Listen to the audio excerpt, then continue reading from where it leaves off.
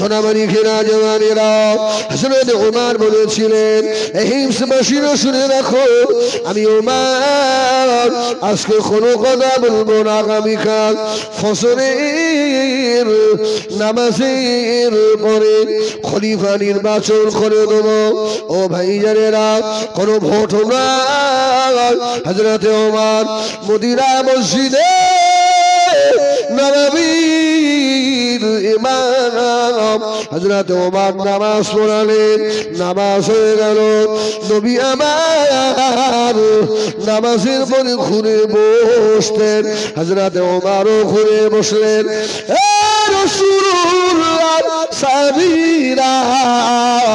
চলে যেও বাবা দোয়ার পরে কেউ চলে যেও না বাবা দাঁড়িয়ে যাও বসে যাবে বাবা দোয়া হয়ে গেল হযরত ওমর আস্তে আস্তে ঠেলে উঠলেন মদিনা মসজিদে নববী শরীফে প্রথম কাতারে হুজুর ঢুকলেন আল্লাহ নবী ধনী ধনী সাহাবা পয়সাওয়ালা সাহাবীরা তারা অপেক্ষা করতে লাগলো হযরত ওমর যদি আমাকে হিমসরের খলিফা বানান সুবহানাল্লাহ বলে আপনাদের অসুবিধা হচ্ছে বাপ আল্লাহু আকবার বলে আল্লাহু আকবার আরে বাবারে আল্লাহ খুশি হয় রে বাপ আল্লাহু আকবার আল্লাহ সবার একটু নেতা হতে ইচ্ছা হয় না সঠিক নেতা পাওয়া মুশকিল আছে না তবে আমি একটু আগেই বলছিলাম আমি এখান থেকে 3-4 বছর আগে তার আগেও সাকদায় এসেছি অনেকবার বুঝছেন না তো আপনাদের হাজী সাহেব যে কি সুন্দরভাবে দায়িত্ব নিয়ে মসজিদ মাদ্রাসা চালায় আলহামদুলিল্লাহ বলে আমি হাজী সাহেবের জন্য দোয়া করি এরকম সৎ মানুষ খুব কম পাওয়া যায় রে ভাই হিসাব ঠিক নেই কোটি টাকা খেয়ে ফেলে এমন সেক্রেটারি আছে না আর এই মানুষটা শুধু একটা মসজিদের দায়িত্ব নয় আরেকটা মসজিদের দায়িত্ব নাকি ওর ঘাড়ে দিয়ে দিয়েছে তা নিশ্চয়ই ভালো বলেই তো দিয়েছে আলহামদুলিল্লাহ বলে আবার কিছু অসৎ নেতাও আছে না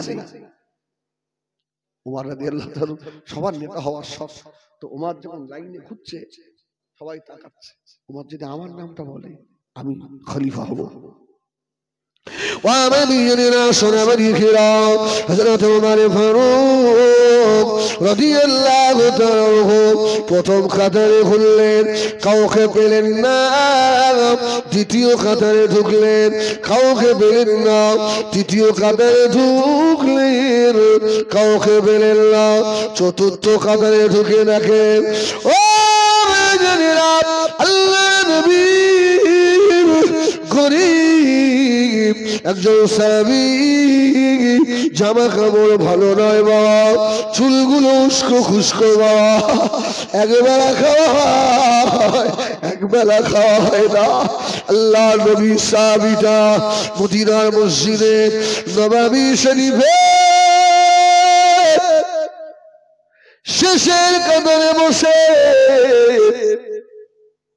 ফজরের নামাজের পরে দুটো হাত তুলে রব্বিল আলামিন আল্লাহ পাকের দরবারে অজনার কাঁদছে আল্লাহ আমি সাইয়্যিদ ইবনে আমর আমি গুনাহগার আল্লাহ আমার গুনাহ maaf করে দাও আল্লাহ আমি সাইয়্যিদ ইবনে আমর জাহান্নামী হয়ে যাব আল্লাহ আমি সাইয়্যিদ ইবনে আমর কবরের আযাব সইতে পারবো না আল্লাহ আল্লাহ আমাকে maaf করে দেন ও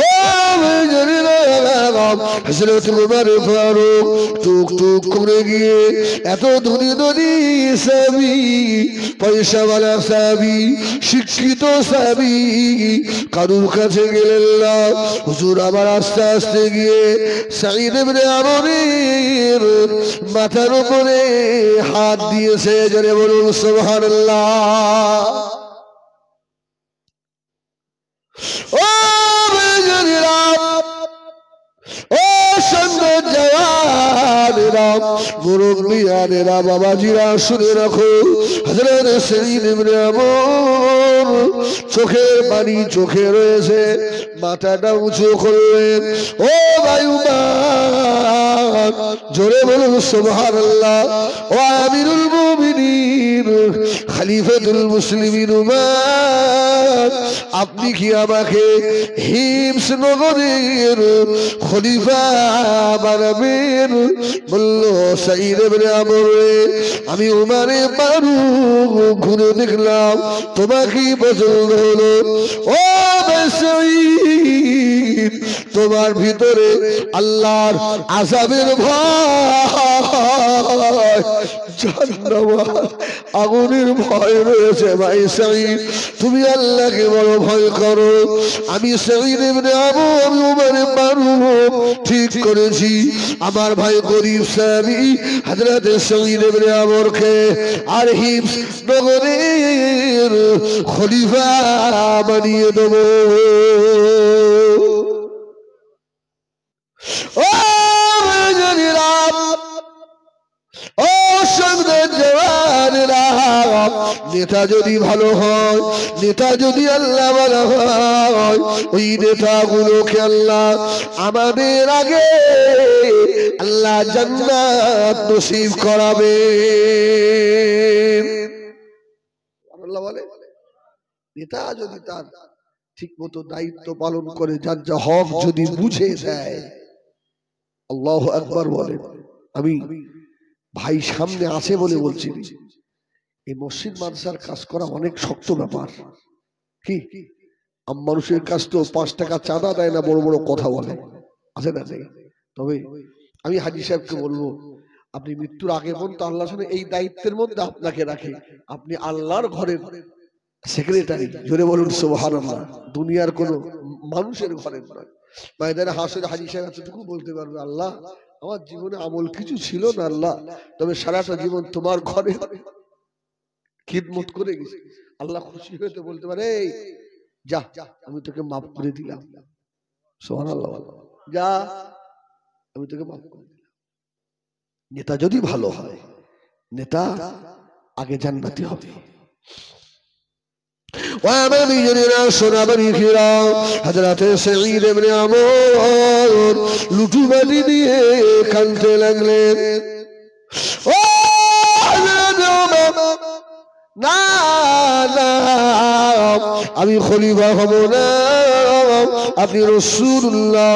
অন্য কোন সাহাবীকে দেখেন।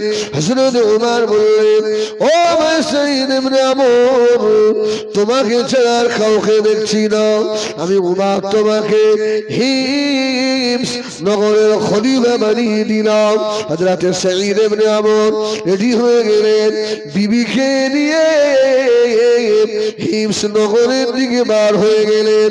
কিছু রাস্তা যাওয়ার পরে হযরত সাঈদ ইবনে ওমরের বিবির প্যারালাইসিস হয়ে গেল। আচ্ছা, এত বড় আল্লাহওয়ালা মানুষ, তার বিবির এইরকম অবস্থা হবে কেন? আমরা দেখবো অনেকে বলি, এত নামাজ পড়ি, আমার বৌমা প্রতিদিন সকালে কোরআন শরীফ পড়ে, তাও জ্বর জারি ব্যায়াম আমার বাড়ি থেকে যায় না। এমন লোক আছে না? আমরা বলি না ভাই, এইটা আপনার জন্য ভালো। যে মানুষটা দুনিয়ায় সুখ পায়নি, সারা জীবন মুসিবত দুঃখ কষ্টে দিন গেছে, রাসূলুল্লাহ বলেছেন ওই মানুষটাকে আল্লাহ যখন মৃত্যু দেবেন, বেগুনাহ করে মউত দেবেন। সুবহানাল্লাহ বলে। দুনিয়া খদিরের বাবা, ও জানিরা, ধনী দুধারা বাড়ি দেখে আফসোস করো না বাবা, আফসোস করো না বাবা।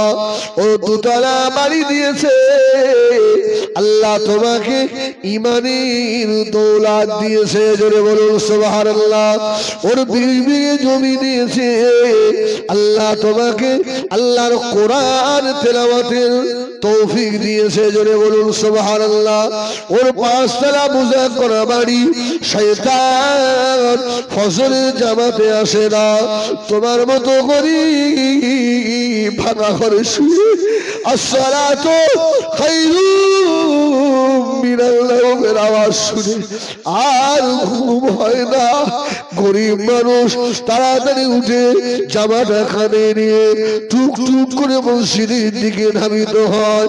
ও সোনামানি, ওকে আল্লাহ দুনিয়ায় বাড়ি দিয়েছে আল্লাহ তোমার জন্য আল্লাহ পাকের রহমতের জান্নাতে ভালো বাড়ি করে রেখেছে।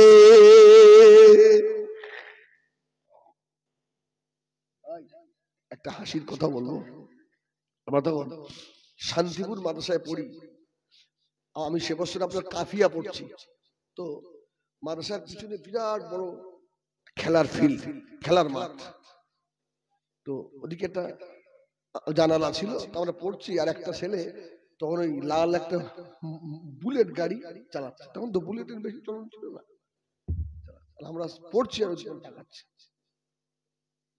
আমাদের হুজুর বলছে কি বলে এদিকে তাকাতো ওদিকে তাকাচ্ছি কেন, আর আমি তো হাবেজ সাহেব হয়ে তারপরে মাওলানা পড়তে গেছি, হুজুররা হলেও হাবেজ সাহেব ইজ্জত করতো, এই হাবেজ সাহেব, এই বাবা তুমিও তাকাচ্ছ, আর হুজুর জীবনে ওইরকম গাড়ি কিনতে পারবো না, আর কি সুন্দর করে যাচ্ছে দেখেন, আমার বলছে আমার দিকে তাকা, আমার দিকে তাকা, হুজুর বলে ওরা দুনিয়ায় চালাচ্ছে গাড়ি, আল্লাহ আমাদের এমন বুলেট দেবে জান্নাতে, বুঝি করছি ওদের মাথার উপর দিয়ে চলে যাবো, ওরা আমাদের দেখতেও পাবে না। সুবহানাল্লাহ, সুবহানাল্লাহ, সুবহানাল্লাহ, আল্লাহু আকবার।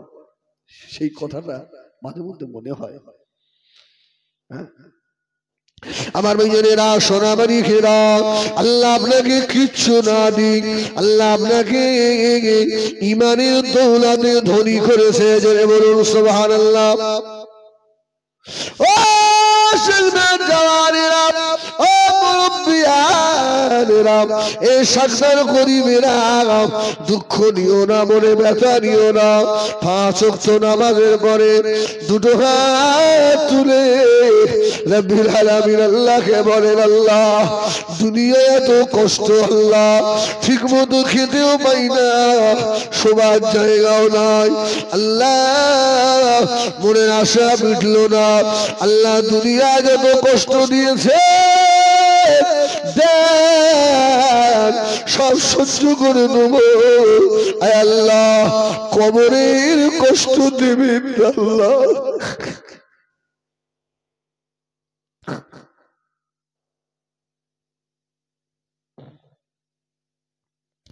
কবরের কষ্ট সহ্য করতে পারবো না আল্লাহ,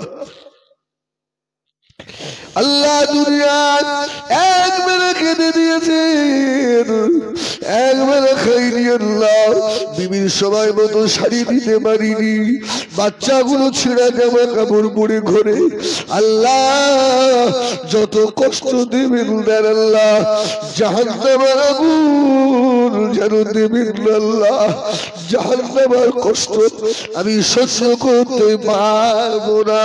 আল্লাহ বলে বান্দারে, ও আমার বান্দা, তোর চোখের ওই 2 ফোঁটা পানি এত দাম রে বান্দা, তামাম দুনিয়াটাকে এক পাশে রাখা হবে, আমার গরিব ইমানদার বান্দা জাহান্নামের আগুনের ভয়ে কান্না বান্দার ওই 2 ফোঁটা পানি যদি দাড়িপাল্লার এক পাশে রাখা হয়, তামাম দুনিয়া না যদি আর এক পাল্লায় দেওয়া হয়, ওই 2 ফোঁটা পানির পাল্লাটা আমি আল্লাহ ভারী করে দেবো।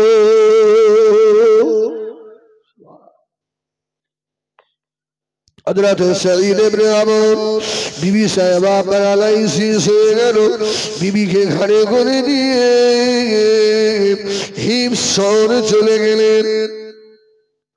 ও বেজনিরা হিমসর গিয়ে हजरत सईद इब्ने उमर হিমসের জামে মসজিদের সম্মুখে গিয়ে দাঁড়িয়ে একটা আওয়াজ দিলেন, হিমসের মানুষেরা, হযরত উমর ফারুক আমাকে এই হিমসের খলিফা বানিয়েছেন।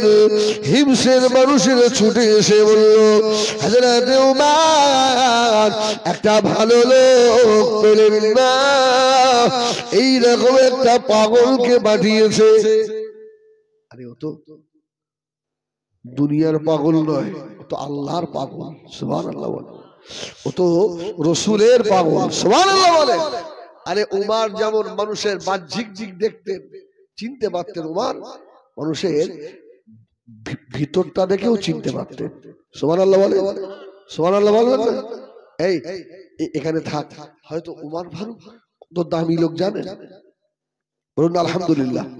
আল্লাহ উমারকে কত দামি করেছে, মানে ঈমান যে এত দামি, কারণ ঈমান যদি খাঁটি হয় আল্লাহ তাকে জিরো থেকে হিরো বানিয়ে দেয়। সুবহানাল্লাহ বলবেন না? আগে ঈমান পাকা করেন। উমার বলতেন, আমি সেই উমার রে, আমি ছিলাম উটের রাখা, কঠিন রৌদ্রে যখন একটু ছায়ার জন্য উটের পিছনে বসতাম, ওই উট কত পায়খানা করে দিয়েছে আমার মাথায়। আজকে সেই উমার ঈমানের দৌলতে, রাসূলুল্লাহর হাতে হাত দেওয়ার বদৌলতে সেই উমার আজকে অর্ধ জাহানের খলিফা আল্লাহ করে দিয়েছে। এটা ঈমানের দৌলত। আল্লাহু আকবার বলেন। আচ্ছা, তো উমার আমার রাসূল পাক মসজিদে নববী থেকে বার হয়েছে, রাসূলুল্লাহ বার হয়ে রাসূল রাস্তা দিয়ে যাচ্ছে, কিছু রাস্তা গিয়ে দেখছে একজন মেয়ে ছেলে রাস্তার ধারে বসে তব বাজিয়ে গান করছে। কি বাজিয়ে? তব বোঝেন? তব, তবলা নয়, তব। এই ঢোলের যেমন দুই দিকে আটকানো, তপের একদিকে আটকানো। তো মেয়েটার গলার কণ্ঠর আওয়াজ খুব মধুর, গান করছে। নবী আমার দিন দুনিয়ার বাদশাহ হাবিবুল্লাহ জনাব মুহাম্মদুর রাসূলুল্লাহ সাল্লাল্লাহু আলাইহি ওয়াসাল্লাম, নবী আমার আস্তে আস্তে গিয়ে ওই মেয়েটার সম্মুখে দাঁড়িয়ে বললেন, ও আমার মেয়েরা, হযরত আবু বকর সিদ্দিক হলেন। আল্লাহ নবী দাঁড়িয়ে রয়েছেন, হযরত আবু বকর কথা বলে নাও। হযরত আবু বকরও দাঁড়িয়ে গেলেন। সুবহানাল্লাহ বলে। আচ্ছা, আবু বকর আমার নবীকে বলতে পারবে, ইয়া রাসূলুল্লাহ আপনি কি করছেন? আচ্ছা, আবু বকর আমার নবীর কি হয়? শ্বশুর। শ্বশুর, শ্বশুর। আরে শ্বশুর আর জামাই। আবু বকর কোনদিন মুহাম্মদুর রাসূলুল্লাহকে জামাই বলে ডাকেনি। জোরে বলুন সুবহানাল্লাহ। আবু বকর ডাকতেন ইয়া রাসূলুল্লাহ, ইয়া হাবিবাল্লাহ বলে। জোরে বলুন সুবহানাল্লাহ। মেয়েটা গান করছে, তো রাসূল যখন দাঁড়িয়ে, আবু বকর দাঁড়িয়ে। নবী আমার দিন দুনিয়ার বাদশাহ হাবিবুল্লাহ জনাব মুহাম্মদুর রাসূলুল্লাহ সাল্লাল্লাহু আলাইহি ওয়াসাল্লাম, নবী আমার দাঁড়িয়ে দাঁড়িয়ে শুনছেন। ও বহুদূর রাস্তা, একটা টার্নিং রয়েছে, হযরত ওমর ফারুক ওই রাস্তা দিয়ে যেই না টার্নিংটা ঘুরেছে, গান বলা মেয়ে ছেলেটা, তব বাজানো মেয়ে ছেলেটা, তব বাজানো বন্ধ করে দিয়ে তবটা পাছার তলায় দিয়ে চুপ করে বসে আছে। জোরে বলুন সুবহানাল্লাহ। নবী দাঁড়িয়ে আর উমারকে আসতে থেকে তব বাজানো বন্ধ হয়ে গেছে। আবু বকর আমার রাসূলের মুখের দিকে তাকান, আমার রাসূল আবু বকরের মুখের দিকে তাকান। জোরে বলুন সুবহানাল্লাহ। মেয়েটা একদম ভালো। নবী আমার হযরত ওমরকে আসতে দেখে আল্লাহর নবী হযরত ওমরের মুখের দিকে তাকিয়ে আল্লাহর নবী তাবাসসুম হাসি, নবী আমার মুস্কি মুস্কি হাসতে লাগলেন। হযরত ওমর বললেন, ইয়া রাসূলুল্লাহ, ইয়া হাবিবাল্লাহ, হুজুর আপনি কেন হাসেন? আল্লাহ নবী বলেছিল, ওমর, ও হযরত ওমর, আল্লাহ তোমাকে এত সম্মান দিয়েছে ওমর, আল্লাহ তোমাকে এত ইজ্জত দিয়েছে, আমি রাসূলুল্লাহ, আমি নিজে দাঁড়ানো, আমার আবু বকর দাঁড়ানো, মেয়েটা গাল করে, ও হযরত ওমর, তোমাকে আসতে দেখে মেয়েটার গান বন্ধ হয়ে গেল। উমার, আমি রাসূলুল্লাহ যা দেখি তোমরা তো দেখো না বাবা। এই মেয়েটার কাছে শয়তান ছিল, ওই জন্য মেয়েটা গান বাজাচ্ছিল। আমার উমারকে দেখতে পেয়ে পিছনের হাওয়া ছাড়তে ছাড়তে পালিয়ে গেছে। জোয়ারা সুবহানাল্লাহ। উমর ফারুকের দাম বেশি না তো? আল্লাহু আকবার বলেন, আল্লাহু আকবার। আপনার অসুবিধা হচ্ছে? হয় না তো? বলুন আলহামদুলিল্লাহ। আমার ভাইয়েরা, সোনামারি খেরা, হযরত সাঈদ ইবনে আমর দাঁড়িয়ে বললেন, এই হিমসের মানুষেরা আমাকে উমার খলিফা বানিয়েছেন। ও হিমস নগরের মানুষেরা সব ছুটে চলে এলো। হুজুর, আপনি খলিফাতুল মুসলিমিন, আপনি সরকারি ভাবে একটা ঘর পাবেন। সরকারি একটা ঘর, সুন্দর ঘর আপনি নেবেন। হযরত সাঈদ ইবনে আমর ঝরঝর করে কেঁদে ফেললেন, আমি নেব না, নেব না, আমি সরকারি ঘরের পাগল নই রে বাবা। ও হিমসের মানুষেরা, আমি উমর সাঈদ ইবনে উমর বলে দিলাম, হিমসের জামে মসজিদের পাশে লতা পাতা দিয়ে ছোট্ট একটা কুড়ে ঘর করে দাও। আমি লতা পাতা ঘরে থাকবো, আমি তোমাদের দায়িত্ব পালন করবো।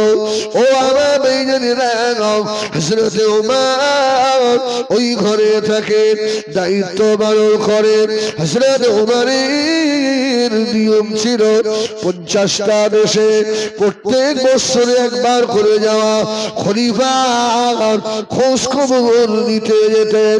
হযরত আমিরুল মুমিনিন খলিফাতুল মুসলিমিন হযরত ওমর ফারুক হিমসে গিয়ে হিমসের জনগণকে ডেকে বলল, বাবা আজকে জনসভা হবে। ওই জনসভার ভিতরে হযরত ওমরের পাশে সাঈদ ইবনে আমর বসে আছেন। হযরত ওমর বলল, তোমাদের খলিফা সাঈদ ইবনে আমর কি দেশ ঠিক চালাচ্ছে নাকি? এই দেশ ঠিক চালাচ্ছে? সঙ্গে সঙ্গে একজন দাঁড়িয়ে গেল, দ্বিতীয় জন দাঁড়িয়ে গেল, তৃতীয় জন দাঁড়িয়ে গেল। হযরত ওমর ফারুক হযরত সাঈদ ইবনে আমরের মুখের দিকে তাকাচ্ছেন। এই খবর কি? তোমার নামে তো রিপোর্ট, ব্যাপার কি? বলল, হুজুর জিজ্ঞেস করেন আমার অপরাধটা কি, জিজ্ঞেস করেন।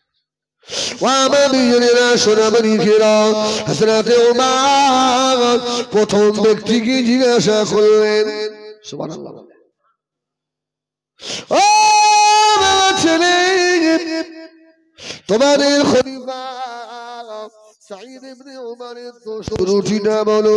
প্রথম ছেলেটা বলল, হুজুর আমাদের খলিফার মহাদোষ হলো সকাল 6টায় অফিসে আসার কথা, আমাদের খলিফা বেলা 8টায় ঢোকে। আমাদের খলিফার এই দোষ। আর আমাদের এমনও গ্রাম আছে ভাই, যাকে ভোট দিয়ে নেতা করেছি 5 বছরে হয়তো একবারও দেখা হয় না। আছে না? সব গ্রাম নয়, এমন কিছু গ্রাম আছে হয়তো একবারও তাকে দেখতে পাওয়া যায় না। আর হুজুরের 1 ঘন্টা করে প্রতিদিন লেট হয়।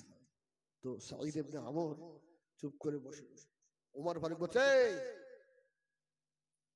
তোমাকে এত বিশ্বাস করে দিয়ে পাঠালাম আর প্রতিদিন 1 ঘন্টা লেট। আমার সামনে জওয়ানেরা হযরত সাঈদ ইবনে আমর মাথাটা উঁচু করলেন, হুজুরের দুটো চোখের গোড়া দিয়ে পানির তুষার গড়িয়ে যায়। ও হযরত ওমর, সত্যি আমার 1 ঘন্টা করে দেরি হয়, তবে শুনে রাখেন উমর, আমি প্রধানমন্ত্রী, আমি খলিফা বলে আমার যদি পদ না থাকে আমার কিছু যায় আসে না, তবে শুনে রাখেন আমি রাসূলুল্লাহর সুন্নতের 1 চুল পরিমাণ বিরুদ্ধে কাজ চালাতে পারবো না। জোরে বলুন সুবহানাল্লাহ। উমর ফারুক বললেন, এতে আবার সুন্নতের ব্যাপার কি হলো? সুবহানাল্লাহ বলে। হযরত ওমর বলেছিলেন, সাইদ ইবনে ওমর বললেন, হযরত ওমর ফারুক, আমার বিবি প্যারালাইসিস রোগী, বিবি আমার চলতে পারে না, উঠে বসতে পারে না। ও হিমসে যাবে মসজিদে, ফজরের আযান যখন হয় আমি উঠে বসে ফজরের আল্লাহর ফরজ নামাজ আদায় করি, ফরজ নামাজ আদায় করে আল্লাহ পাকের পাক কালাম, শরীক কালাম, মুবারক কালাম, মুকদ্দাস কালাম, নিয়ামতে আলা কালাম, নিয়ামতে উসমা কালাম, আল্লাহ পাকের কোরআন আমি তেলাওয়াত করি ওমর। তারপরে আমার বিবির জামা কাপড় সাফ করি, আমার ঘর বাড়িগুলো ঝাড়ু দিই, আমি খলিফা হয়ে নিজে হাতে রান্না করি, আমার বিবি সাহেবা তুলে খাওয়ার ক্ষমতা নাই ওমর, আমি সাইদ ইবনে ওমর নিজে হাতে করে আমার বিবিকে গালি তুলে খাওয়াই। জোরে বলে না, জোরে বলো সুবহানাল্লাহ। এই আমরা কি সাইদ ইবনে আমরের থেকেও আমাদের সম্মান কি আল্লাহর দরবারে বেশি নাকি? এমনও পুরুষ মানুষ আমরা আসি, বিবিদের কাজের যদি একটু দেরি হয় আমরা গালাগালি দিই না, দিই না, দেন না গালাগালি, দেন না, মারতে যান না রুকে রুকে, সারাদিন কাজ করে এলাম, ভাত হতে এখনো ভাত হয়নি কেন, রুকে মারতে যান না, আস্তাগফিরুল্লাহ না। আম্মা জান হযরত আয়েশা সিদ্দিকা রাদিয়াল্লাহু তাআলা আনহা বলেন, কেউ যদি স্বামীর আদর্শ দিতে চায় সে যেন আমি আয়েশা আমার স্বামী মুহাম্মদুর রাসূলুল্লাহর কাছ থেকে নেয়। জোরে বলবেন না সুবহানাল্লাহ। নবী ছিলেন পৃথিবীর শ্রেষ্ঠ নেতা, সুবহানাল্লাহ বলে, নবী ছিলেন পৃথিবীর শ্রেষ্ঠ স্বামী, জোরে বলুন সুবহানাল্লাহ। আমাদের আয়েশা বলছে, আমরা রাসূলুল্লাহর অনেক সময় জামা ময়লা হয়ে যেত, রাসূলুল্লাহর 9 জন মতান্তরে 11 জন বিবি, রাসূলুল্লাহ কারুর কাছে দিতেন না। আমার রাসূল বলতেন, আয়েশা আমার নিজের কাজ আমাকে নিজেকে করতে দাও, সুবহানাল্লাহ বলে। আমাদের আয়েশা বলছে, রসুলের জামাটা রসুল নিজে হাতে সাফ করতেন, আল্লাহু আকবার। আর আমাদের মানুষ খাওয়ার এগিয়ে দেয়, আমাদের জুতো হাতে করে বয়ে আগিয়ে নিয়ে যায়, তাও আমরা খুশি হইনি। ঠিক না বল, ঠিক না? আমাদের মতো এসব হুজুরগুলোর যখন আল্লাহ মার শুরু করবে না ভাই, সে মারির কিন্তু হাফ টাইম হবে না, হ্যাঁ, অন্ধ ফেরেশতাতে মারবে আমাদের। আমরা যারা আম মানুষের মানে খিদমত দিতে যারা খুব ভালোবাসি, আমি হুজুর এসছি, একটু আমার জুতোটা বুকে করলে যাবে, হুজুর বেশ একটু মানে একেবারে ফুলে আপনার গদগদে হয়ে গেল।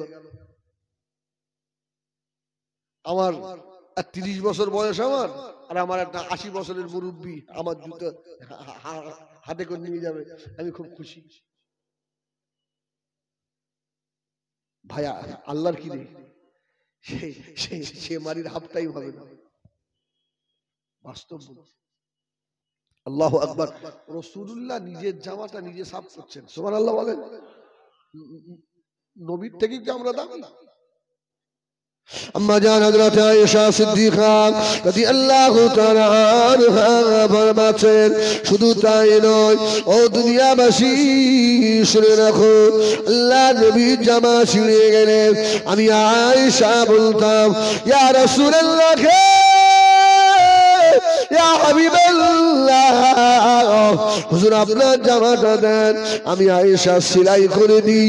আল্লাহ নবী বলতেন, ও বিবি আয়েশা সিদ্দিকা, না না না, আমি রাসূলুল্লাহ, আমার ছেঁড়া জামা আমি রাসূলুল্লাহকে নিজে সেলাই করতে দাও। এরা মনে হয় জোরে বলে সুবহানাল্লাহ। আমার নবীর ছেঁড়া জামা নবী নিজে হাতে সেলাই করেছে, সুবহানাল্লাহ। अम्मा जान हज़रत आयशा सिद्दीक़ा রাদিয়াল্লাহু তাআলা ফরমাচ্ছেন, ও দুনিয়া মানুষেরা, শুধু তাই নয়, নবী আমার জুতা মুবারক পায়ে দিতেন। আল্লাহ নবী জুতা মুবারক ছিঁড়ে গেলে নবী আমার কারো কাছে দিতেন না। আল্লাহ নবী ছেঁড়া জুতো নবী আমার নিজে নিজে সেলাই করতেন।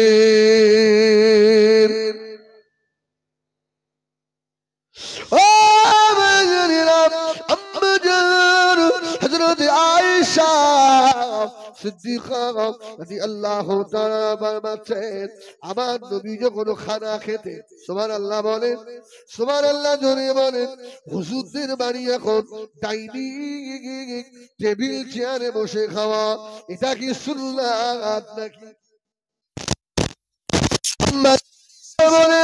আল্লাহ হযরত ইমাম হাসান এই হাদিস বর্ণনা করেছে আমার নানা মুহাম্মদ রাসূলুল্লাহ।